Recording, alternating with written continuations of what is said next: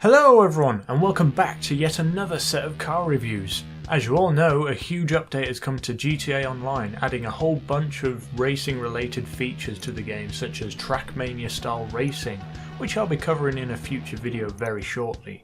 But in today's video I'm going to be comparing the three supercars that you can buy from this update in Legendary Motorsport. These are the Emperor ETR1, the Progen Tyrus, and the RE-7B.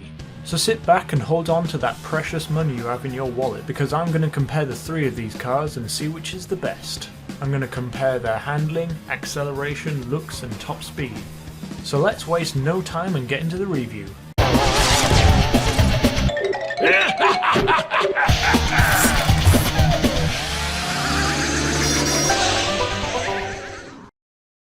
Let's start off with the Emperor ETR1. The car costs just shy of $2 million and is probably the most normal of the three cars visual wise. It doesn't scream racing car if you take off the liveries and can pass as a normal drive-through town car. Its handling feels very normal too. It's capable of taking corners at high speed and oversteers with too much steering, just as normal cars should do. Drifting is pretty fun in this car too, so for the drifters out there, this car I would recommend to you. Here's me customizing my ETR1. I went for a sort of henchman look to make it look more menacing with black and carbon all around.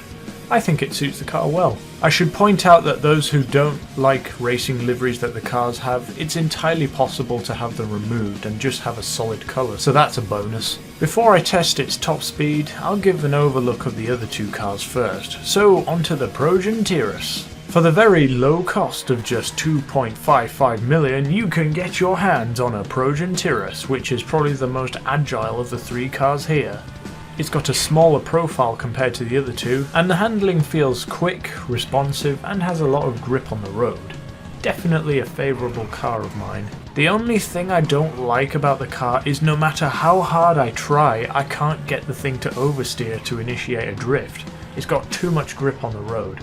But that's just personal preference. You may like a car which has lots of grip on the road. I modded my Tyrus to look more like a Ferrari, giving it the iconic red colouring.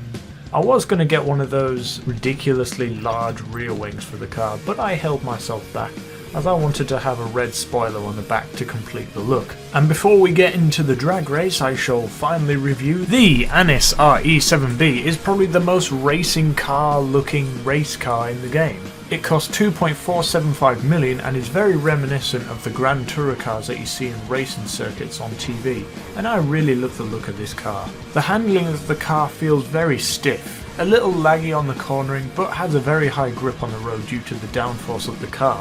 However, despite this, it's pretty easy to oversteer the car for those who like that sort of stuff, and is definitely agile enough to weave in and out of traffic. I went for a really royal look to the car's livery. I gave it an expensive gold look. It really makes the livery pop in my opinion. And this car, along with the other two, are just great fun to customize. And here we are lads, it's time for the most epic and amazing drag race that you'll ever see in the whole universe.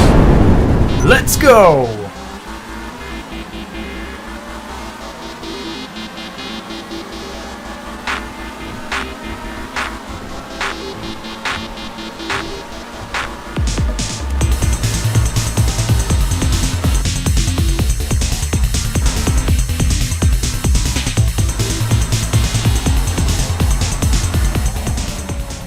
Alright, so the Tyrus and the ETR1 performed both the same on that test, with the RE-7B trailing behind there.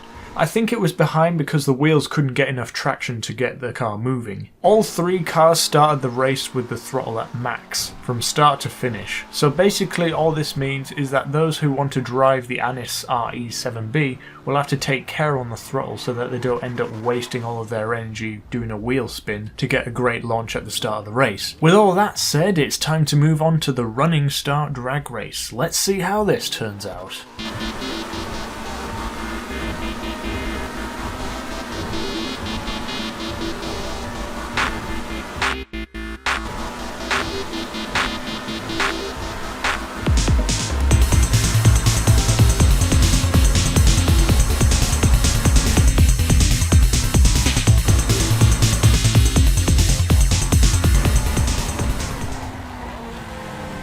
And would you look at that, the running start drag race was an incredible test of the car's top speed. The race was dominated by the ETR1, followed closely by the other two half a second later. So there we have it guys, as of this video the best vehicle of the three here would be the Emperor ETR1.